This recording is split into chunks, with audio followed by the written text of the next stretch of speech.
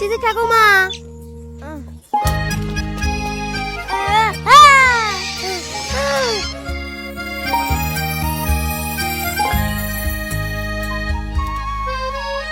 মা, মা এসে গেছে।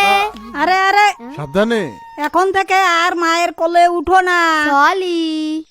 একটু বুঝাও ওকে, তোমার ছোট ভাইয়ের আসার সময় হয়ে গেছে। এবার তুমিও একটু ভালো মেয়ে হয়ে যাও। আচ্ছা, ভালো মেয়ে?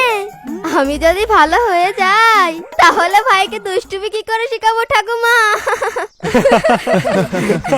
আরে থামো থামো।